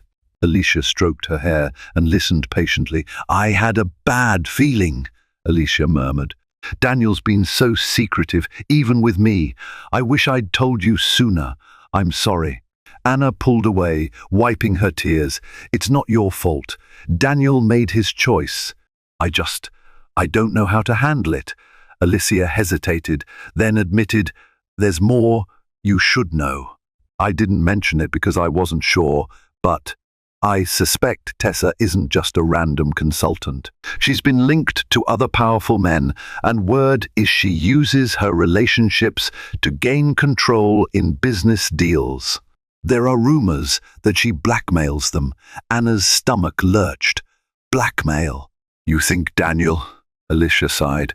"I don't know, but Tessa's not the type to let a billionaire slip through her fingers without some gain, especially if it ends badly." This revelation weighed on Anna like a boulder. The baby kicked, as if sensing her tension. She realized that the nightmare might stretch beyond personal betrayal into scandal, threats, public humiliation. Could Tessa have planned all this, seeing Daniel as a ticket to wealth and power. At that moment, Daniel knocked softly on the guest room door. "Anna? Alicia? Can I come in?" Anna looked to Alicia, who gave a subtle nod. Anna cracked open the door. Daniel stood there, looking disheveled, eyes rimmed with red. He glanced at Alicia but focused on Anna. "We need to talk. It's urgent." He inhaled sharply. "I got word this morning that Tessa's threatening to leak details of our relationship to the media unless I pay her a large sum. She also hinted at some damaging files, some corporate deals that she claims could ruin my reputation. I swear I didn't know about any blackmail. She's never asked for money until now, but apparently she's recorded conversations, has photos. Anna, if this gets out, it could ruin everything." Anna's head spun. Alicia shot her a pointed look. This was exactly what she'd feared. Anna braced herself, swallowing the bitter taste of betrayal. Her voice was icy. "So now you want my help?" After humiliating me in front of half of New York, Daniel wiped a hand over his face. "I deserve that. But yes, I need your help. I can't handle this alone." And his gaze flickered to Anna's stomach. "I want to make sure our child doesn't grow up with a father in disgrace. I know you might not want to be with me anymore, but please, at least help me face this problem." A swirl of conflict tore through Anna. Part of her wanted to say no, to let Daniel stew in the mess he created. But she knew the scandal would drag her down as well and possibly harm the baby. Reluctantly, she nodded. "We'll talk, but don't expect forgiveness." Seated around the living room table, Anna, Alicia, and Daniel pored over the text messages Tessa had sent. The demands were explicit. A $5 million payment transferred discreetly to an offshore account in exchange for her silence. She threatened to leak incriminating pictures and audio to tabloids if Daniel refused. There was a mention of a tech competitor who would love to see Daniel's empire crumble. It was a twisted labyrinth of threats, secrets, and potential ruin. Anna felt sick reading Tessa's smug words.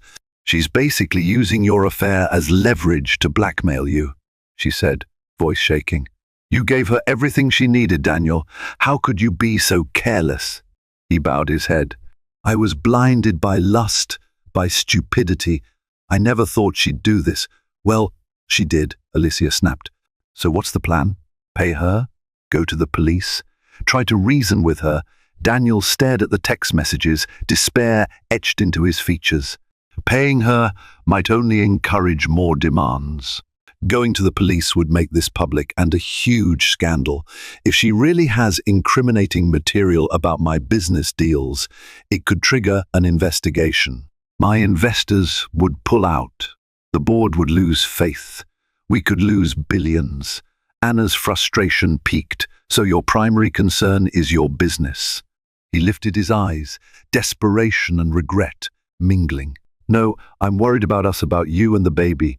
I know I messed up, but I still have responsibilities to everyone who works at my companies, to our employees and shareholders. If Tessa's threats are real, a scandal of that magnitude could destroy countless livelihoods. I need to handle this carefully." Anna exhaled heavily, forcing herself to remain calm. "Fine. So what do we do?" They brainstormed. Alicia suggested contacting a top-notch security firm. Anna recommended gathering any evidence they had that could discredit Tessa. Daniel hesitated, worrying that might spur Tessa to release her dirt sooner.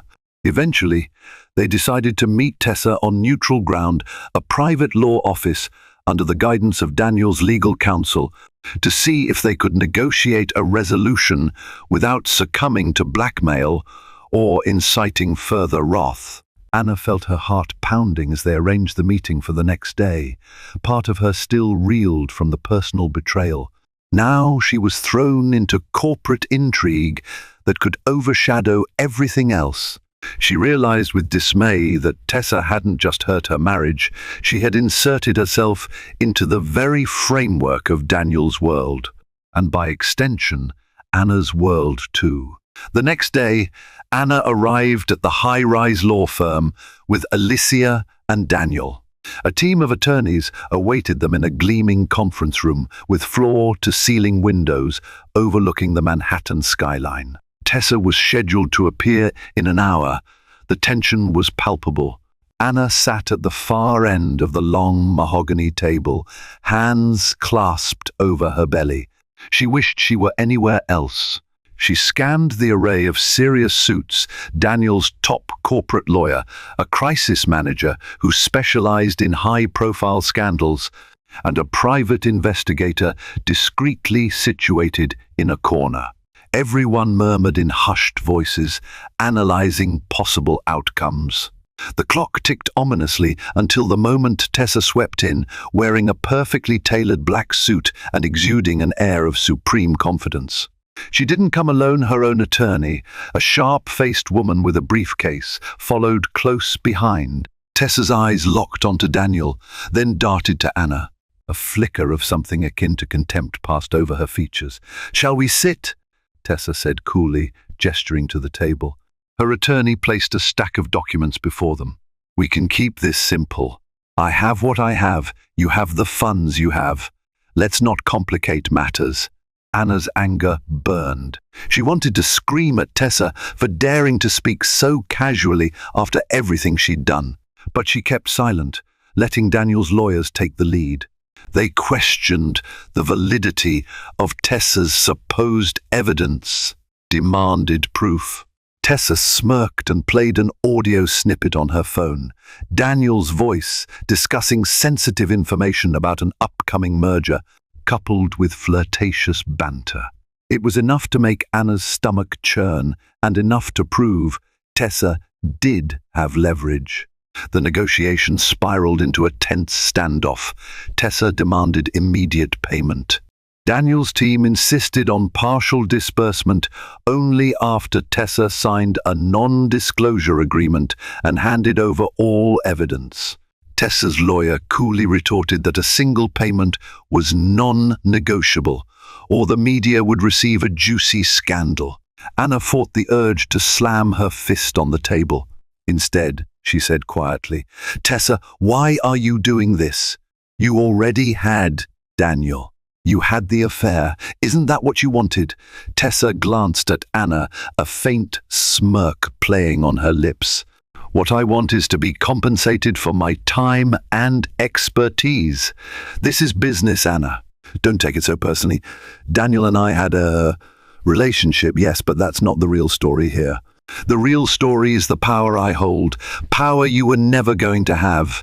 Daniel clenched his jaw, about to respond, but Anna's gentle but firm voice cut him off. "You talk about power as though it's everything, but real power isn't about money or blackmail. It's about respect, loyalty, empathy, things you clearly know nothing about." Tessa's eyes flickered with disdain, but she stayed silent. Her lawyer, however, pressed the matter, returning to the demands. Hours ticked by. Negotiations punctuated by tense silences, phone calls, half-hearted compromises. In the end, no agreement was reached. Tessa refused to budge on her single-payment ultimatum. Daniel's lawyers refused to release such a vast sum without guaranteed destruction of all evidence. As Tessa rose to leave, she shot a parting remark, chilling and succinct. "You have 48 hours to decide, Daniel. After that, the tapes go public. And trust me, once they do, your entire world will crumble." Then she swept out, leaving the conference room in a state of shock. Night fell, and the law office cleared out.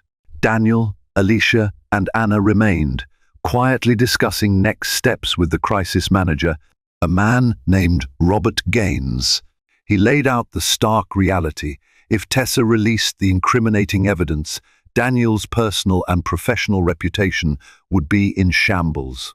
Investors would flee, lawsuits could ensue, and the scandal would ripple into Anna's life, their unborn child's future, and every philanthropic endeavor the Calhoun name was tied to. Alicia fumed, pacing back and forth. She's bluffing. She must be bluffing, she insisted, though her tone lacked conviction. Daniel ran a hand through his disheveled hair. I'm not sure. Even if half of it is bluff, the other half is still damaging. Anna rubbed her temples, exhaustion gripping her. What do we do, Robert? Robert adjusted his tie, the strain of the day etched on his face. My recommendation is to gather any counter-evidence or to secure an injunction against Tessa, though that process could take time. Alternatively, if you believe Tessa truly won't budge, paying her might be your quickest path out, though ethically. I never recommend capitulating to blackmail. Anna frowned. The idea of simply handing over millions to the woman who wrecked her marriage made her stomach churn. But the stakes were terrifying. She could already imagine tabloids running front-page headlines, billionaire's affair exposed, pregnant wife betrayed. She imagined the paparazzi hounding her, the baby. The thought filled her with dread. She turned to Daniel, her voice weary. This isn't just about you anymore. It's about our child. If Tessa goes public, that scandal will follow our baby forever. Daniel's face tightened. I know, and that's what scares me most. He paused, gathering his thoughts. We have 48 hours. Let's see if we can find a way to discredit her. If we can prove she's blackmailed others, or if her evidence is doctored, we might weaken her position. Robert, can you get your investigator on that? Robert nodded. I'll start immediately. Good, Daniel said, and if it fails, we'll decide if paying her is a necessary evil. Anna and Alicia exchanged worried looks. This was not a simple negotiation, not a typical business deal. A wave of despair washed over Anna. She recalled the day she said "I do" to Daniel, believing in a bright future. Now, just a short time later, she was haggling with lawyers and crisis managers, dealing with the fallout of an affair she never dreamed possible. Yet, in the darkest corner of her heart, Anna felt a flicker of resolve. She wasn't just a victim. She was a mother. And for the sake of her child, she would find a way to navigate this hellish predicament, even if it meant facing unimaginable confrontations. Over the next day, Robert's investigator unearthed a trove of rumors tying Tessa to past blackmail attempts. However, most of those cases seemed carefully buried or settled out of court. No one wanted to go on record against her, likely fearing further exposure. Desperate, Anna took a different approach. She reached out to a source from her past, an old friend named Cora, who now worked as a journalist for the New York Times. Cora was known for her investigative tenacity. They met secretly at a small cafe in Midtown, far from the glitz of Daniel's usual haunts. Sitting across from Cora in a quiet booth, Anna explained the situation. She recounted Tessa's threats, the affair, the blackmail. She hadn't intended to share so many personal details, but she trusted Cora's discretion. Cora listened gravely, jotting notes in a small leather notebook. This Tessa sounds like a professional extortionist, Cora said. I might be able to tap some sources, see if there's anything I can dig up that's not publicly known. If I find something, it might help you turn the tables. Anna breathed a shaky sigh of relief. Thank you. Just, please keep my identity under wraps. I don't want a bigger scandal. Cora reached across the table, squeezing Anna's hand gently. I promise, I'll do what I can. Parting ways, Anna felt marginally hopeful. But as the hours ticked closer to Tessa's 48-hour deadline, anxiety gnawed at her. Daniel's entire team was on high alert. Alicia hovered near Anna like a protective sister, while Daniel immersed himself in strategy meetings. Late that evening, Cora called Anna. Her voice was tense. Anna, I dug around. It seems Tessa has ties to a known corporate saboteur. She's done this routine before: lure wealthy men, gather secrets, threaten them, or feed info to business rivals for profit. A chill coursed through Anna. So it's definitely bigger than just an affair. Absolutely, Cora confirmed. She systematically targeted men who oversee lucrative deals. There's a rumor that she's connected to Winston Mackey, the head of a rival tech conglomerate. If that's true, she might be funneling your husband's secrets directly to him or using them to manipulate Daniel into making bad decisions that favor Mackey's interests. Anna's mind whirled. Winston Mackey was a major competitor in Daniel's sphere. If Tessa was working with him, the stakes were even higher. Daniel's empire might not just suffer from scandal, it could be systematically dismantled. "Thank you, Cora," Anna managed. "This is huge." "Use it wisely," Cora advised, "and carefully." Armed with Cora's information, Daniel's crisis team launched into overdrive. If Tessa was feeding secrets to Winston Mackey, that constituted industrial espionage. They could threaten Tessa with a lawsuit or even criminal charges if she was found complicit. But they needed proof, and time was running out. The atmosphere in the penthouse felt electric with tension. Anna's phone pinged with a text message from Tessa, a mocking reminder of the deadline. Now just 12 hours away, Alicia prowled the hallways, chewing her nails and cursing under her breath. Daniel retreated to his study with phone calls, trying to gather any intel on Mackey's potential involvement. Just before midnight, Robert, the crisis manager, announced they had enough circumstantial evidence to confront Tessa. While not a smoking gun, it might be enough to scare her into backing down or at least negotiating more favorably. Anna's stomach twisted with dread and morning sickness. She wished none of this was happening. She wished she could be a normal, expectant mother, worried about baby clothes and nursery colors, not blackmail and corporate sabotage. But fate had dealt her this hand, and she resolved to see it through. Strangely, Tessa insisted on meeting again at the Plaza Hotel bar. It was as if she reveled in the very place where Anna caught them. The irony wasn't lost on Anna. But Daniel's team agreed, hoping the public space would discourage Tessa from dramatic outbursts. When Anna arrived, her heart thundered with painful familiarity. The same chandeliers twinkled overhead, the same plush seating, but everything felt colder, sharper. She found Tessa sipping a martini in the corner booth, completely at ease. Her lawyer was absent this time, a power move to appear more personal, no doubt. Daniel, Robert, and Alicia joined Anna. Tessa raised an eyebrow, glancing over the group. "I take it you've decided to pay, then?" Daniel slid into a seat across from her. "Actually, we have some new information. We know you've been in contact with Winston Mackey. Sharing corporate secrets is corporate espionage.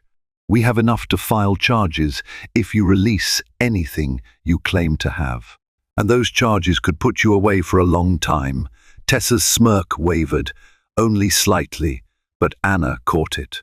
"I don't know what you're talking about," Tessa replied, tossing her hair dismissively. Yet a flicker of uncertainty danced in her eyes. Robert pressed a folder to the table. Emails, phone logs, bank transfers. "You've been in discussions with a shell company that leads directly back to Mackey. If you expose any private data about Calhoun Industries, we'll have proof you did so with criminal intent." Tessa's eyes narrowed. "So what's this? A bluff? Try us!" Alicia shot back, her voice ice-cold. Anna watched Tessa's face carefully. Beneath that veneer of confidence, Anna spotted fear.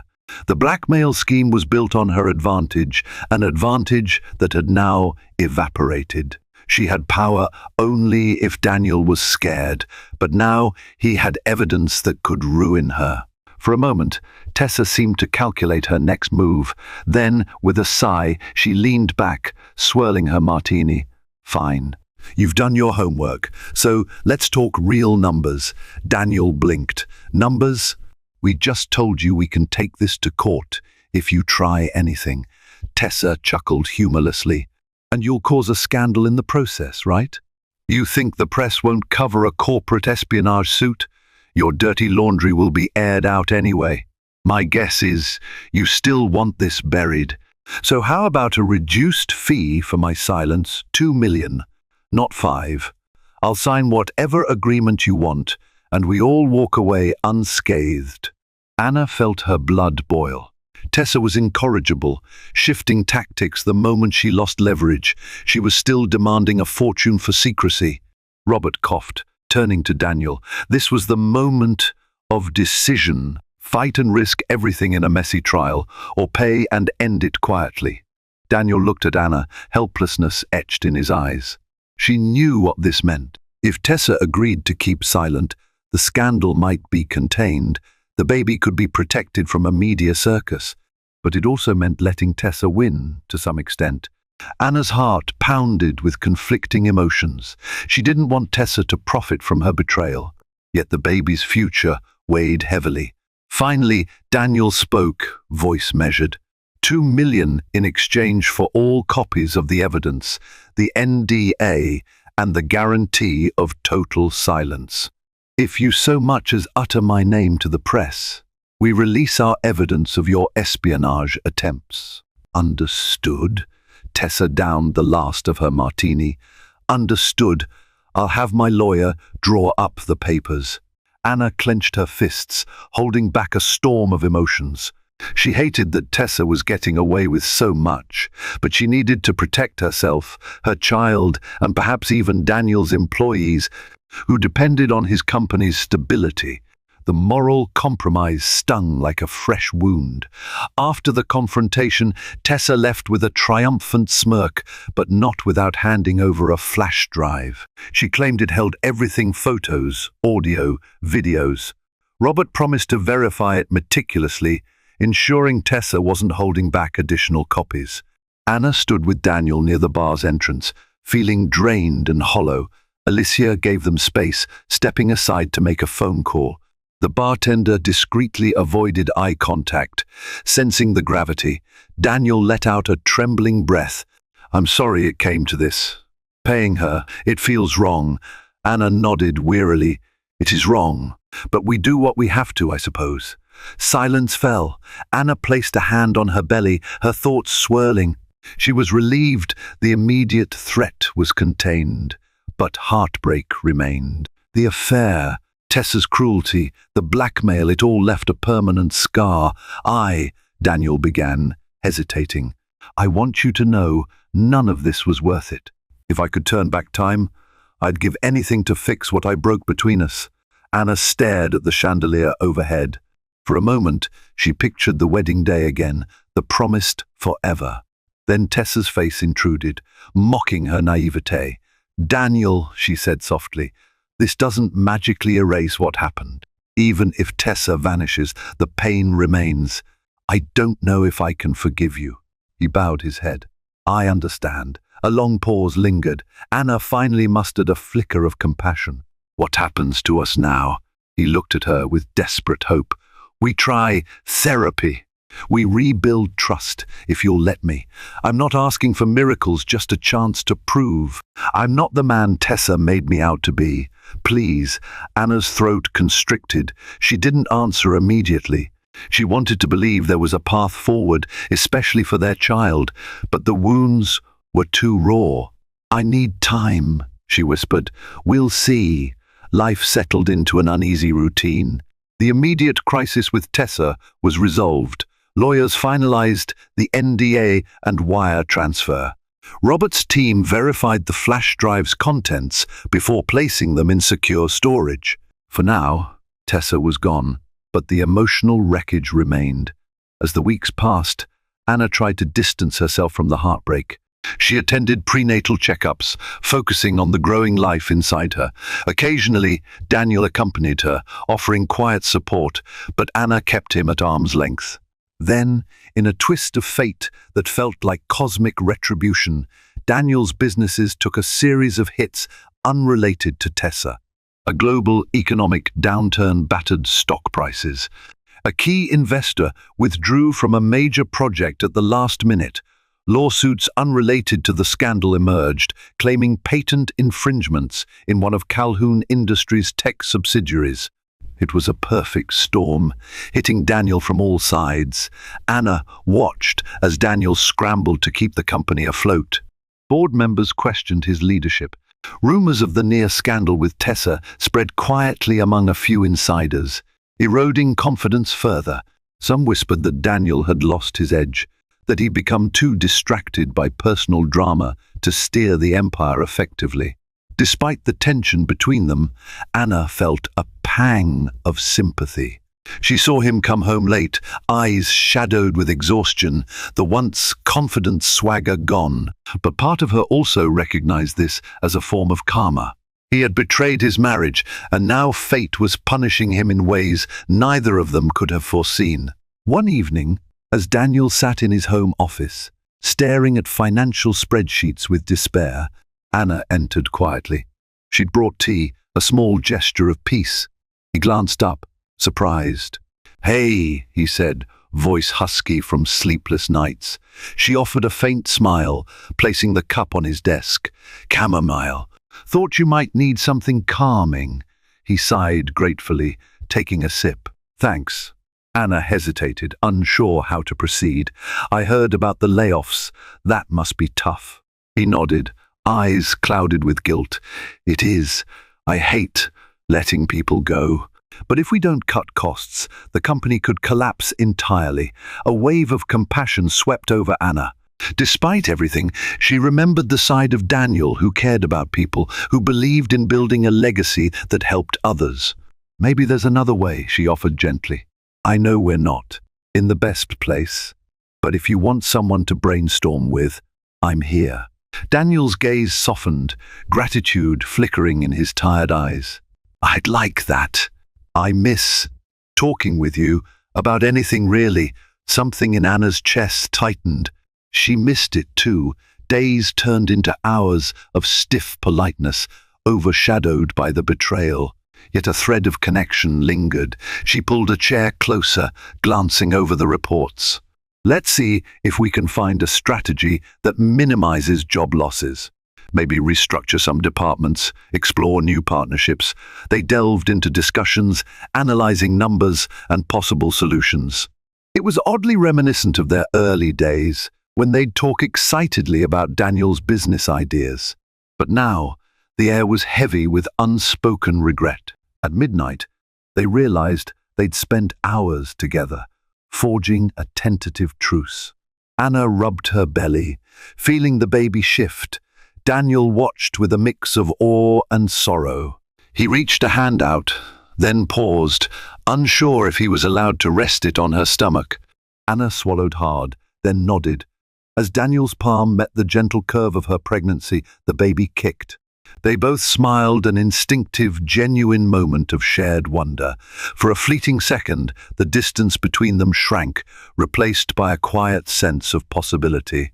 In the following weeks, Anna continued to help Daniel with strategies to stabilize the company.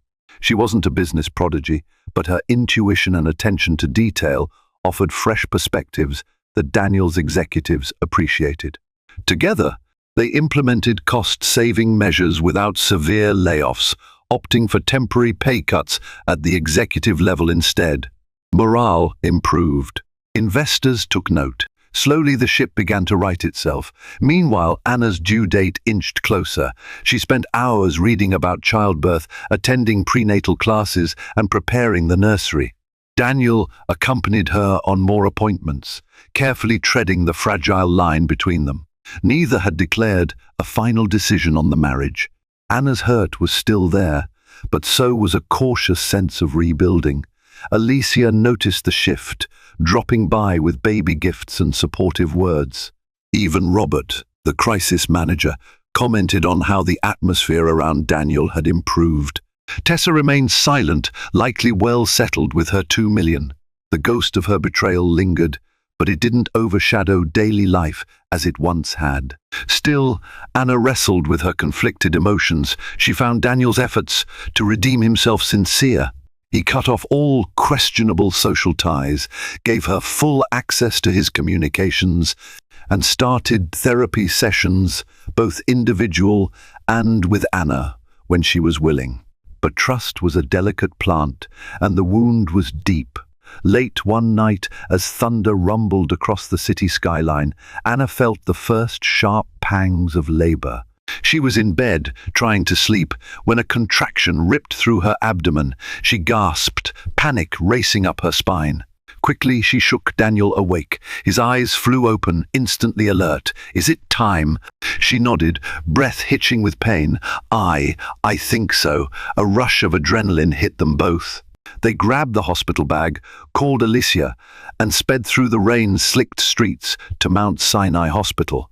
Nurses whisked Anna into a birthing suite, hooking her up to monitors. The baby's heartbeat filled the room with a rapid, comforting rhythm.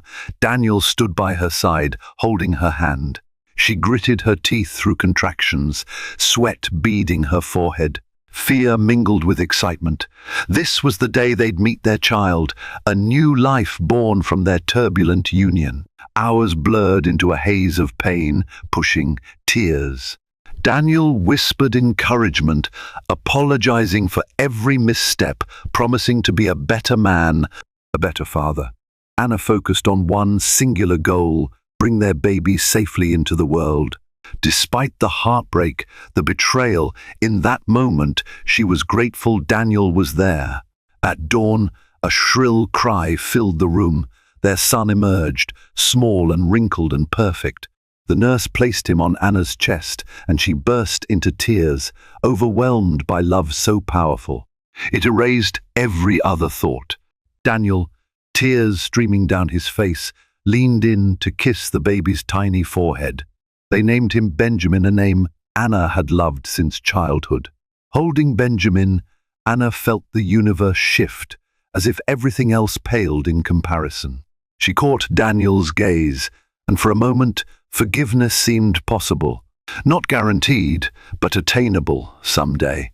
In the days after Benjamin's birth, Anna and Daniel remained at the hospital, absorbing the joys and challenges of new parenthood. Their families visited, showering them with love and congratulations. Alicia was particularly overjoyed, snapping endless photos of her nephew. Anna noticed a transformation in Daniel. He spent hours cradling Benjamin, talking softly to him about the world, about values and dreams. It was a side of him Anna hadn't seen in a long time, gentle, vulnerable, real. While the pain of betrayal still lingered, the sight of Daniel as a doting father softened something in her heart. When they finally brought Benjamin home, Anna stepped into the nursery with awe. It was a tranquil space, soft pastel walls, a crib adorned with plush animals, a glider by the window overlooking the city. She placed Benjamin in the crib, watching as he dozed off, oblivious to the storms that had raged before his arrival. Daniel hovered in the doorway, hesitant. "Anna?" She turned, tired but content. "Yes?" He swallowed hard. "I just wanted to say I'm grateful for letting me be here, for giving me a chance to show up for our son. I know it doesn't erase what I did, but I want you to know how deeply sorry I am." Anna felt emotion welling up. "I appreciate that, I do." She glanced at Benjamin's sleeping form. "He deserves both of us at our best." Daniel nodded, stepping into the room. He tentatively wrapped an arm around Anna's shoulder. She didn't pull away. Together, they watched their newborn son breathe in gentle little sighs. The future was uncertain, but in that shared moment of parenthood, they found a fragile promise of hope. Time passed. Benjamin grew, and so did the complexities of Anna and Daniel's relationship. Therapy sessions became a weekly routine. Anna unpacked the betrayal, Daniel confronted his flaws, and they tentatively rebuilt trust. It wasn't linear. There were arguments, setbacks, nights Anna slept in the guest room. But there were also breakthroughs, moments of genuine closeness that hinted at a stronger bond than before. Professionally, Daniel fought tooth and nail to restore Calhoun Industries.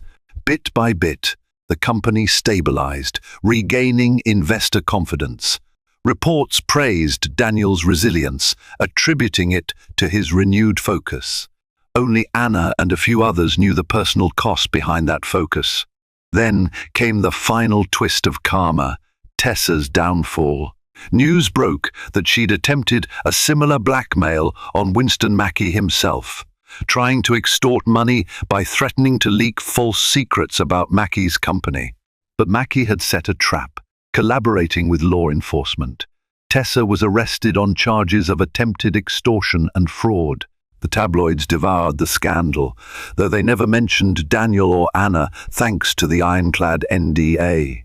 When Anna heard the news, she felt a weight lift. Tessa was finally facing the consequences of her actions. The chapter of fear was truly closing. A sense of poetic justice shimmered, as though the universe had balanced itself.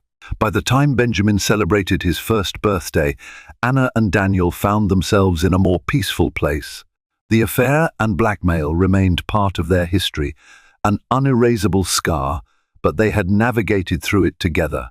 Anna had witnessed Daniel's genuine remorse, his willingness to be better, and Daniel had discovered that true power, indeed, came from honesty, vulnerability, and respect. They threw a small birthday party at the penthouse, just family and close friends.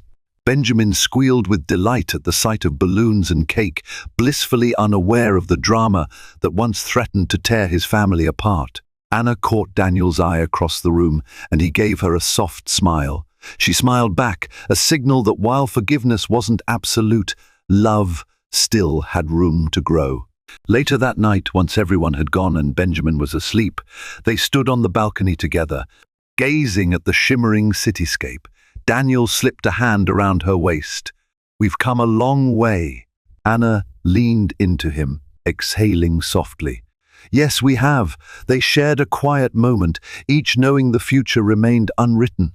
But for the first time in a long while, that uncertainty felt like possibility rather than dread. This story reminds us that trust can be torn apart in an instant and takes far longer to mend. Secrets, temptations, and betrayals don't just threaten our happiness, they challenge our very identity and the foundations we've built with those we love. When deception collides with loyalty, when ambition eclipses compassion, the fallout tests even the strongest bonds. Yet, amid the wreckage, hope can still find its way. Confronting our darkest mistakes, taking responsibility, and refusing to give in to blackmail or fear can lead to a path of redemption. If this tale of heartbreak, scandal, and ultimate resilience resonates with you, consider sharing it with friends who might need a reminder that even in life's most tumultuous storms, there's always a chance for renewal. If you enjoyed this story, please remember to like, share, and subscribe to support more riveting tales ahead.